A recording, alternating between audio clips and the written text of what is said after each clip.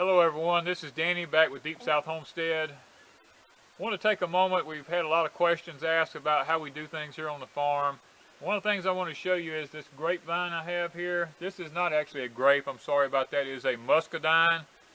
This muscadine vine, I've had this vine for probably 30 years and it produces just an astronomical amount of muscadines for us each year. And what I want to do is I want to show you a clip or a video that I made this past summer for our farm here, which is Bluebird Farm. Y'all gonna hear that word, that title come up frequently because that is the name of our farm. And even then, we'd like for y'all to go on Facebook and like our farm and look at some of the things we do on our farm there. We show a lot of procedures that we do that we haven't got to Deep South with yet. But on the Bluebird Farm video I'm going to show you in just a moment, you'll see how we take these muscadines and we turn them into juice that we drink all year long. So I hope that you'll enjoy the video, and if you do, at the end of it, be sure to like, share, and subscribe, not only to Deep South Homestead, but like our Bluebird Farm page on Facebook also. Thank y'all. This is Danny King from Bluebird Farms. We're on our final day of our muscadine harvest. We harvest the wild purple muscadines, and then we have some tame, the big tame bronze ones. And today, this is about all we have left on our vines right here. And what we want to do is share with y'all a little video about how to home squeeze your muscadines, and you know, to make a juice out of them. What we have here that we use is called a chinoy. We take these, we have old ice cream buckets we put underneath them. What we do is we take the muscadines and we'll pour them over into the chinoy. You don't want to go too full with it. And you'll stick this ladle down in it, and you'll run this thing around and around in this.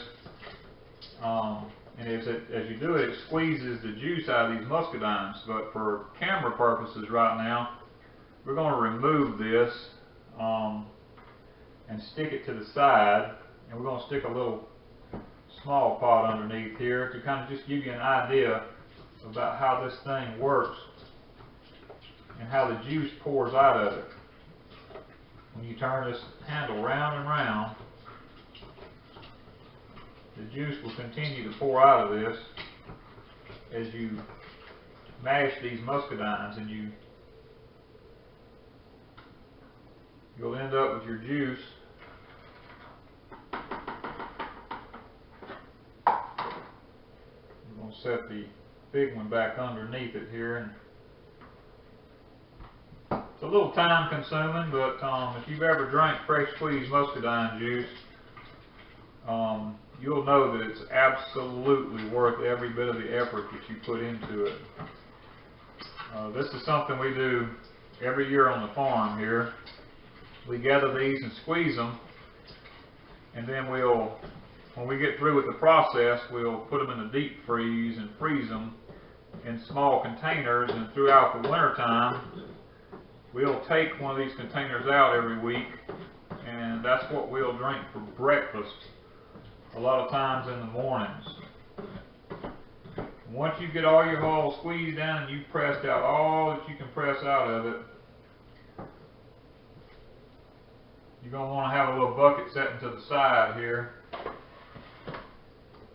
The chinois comes apart. You can take this thing and turn it upside down, and you can knock all the mashed hulls out of it.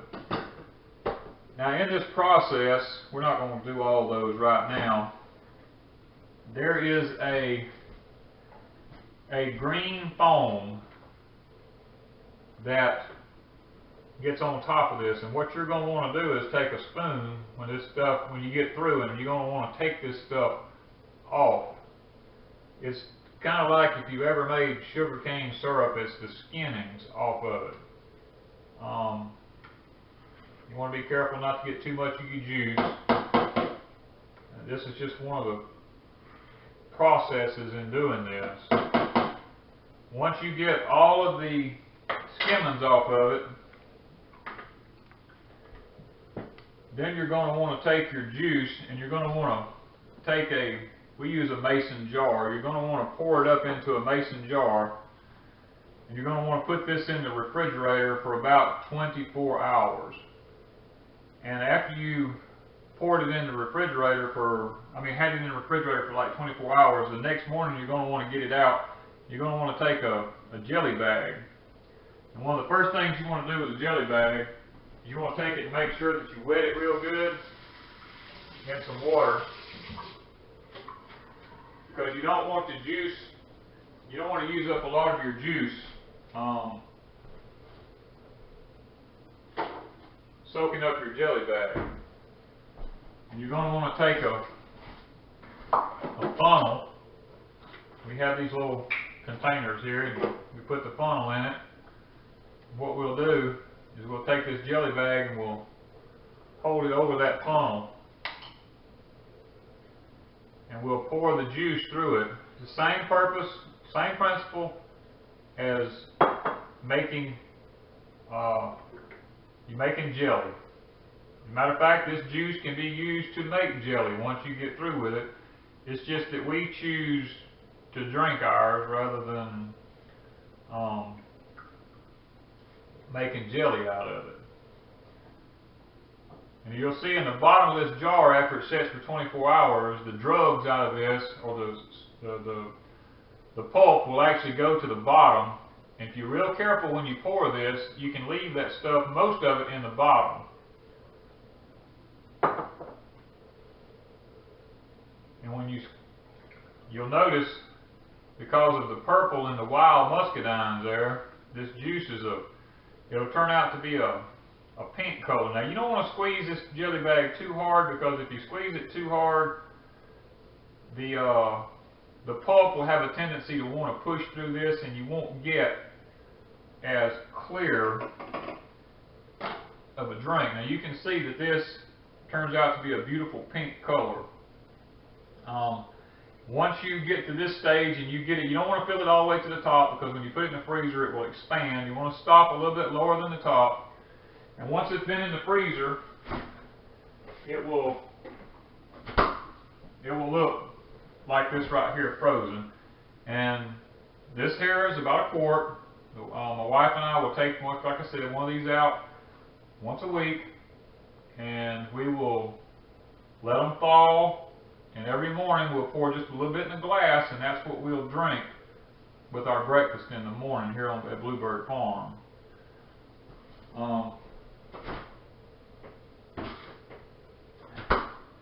hope that this portion of the video has been a little bit educational for y'all, to show you how we handle our muscadine harvest here on our farm. If you have any questions, you can contact us on our farm site, on Bluebird Farm, on Facebook, and we'll be more than happy to answer any question you have about any of this process. Thank you.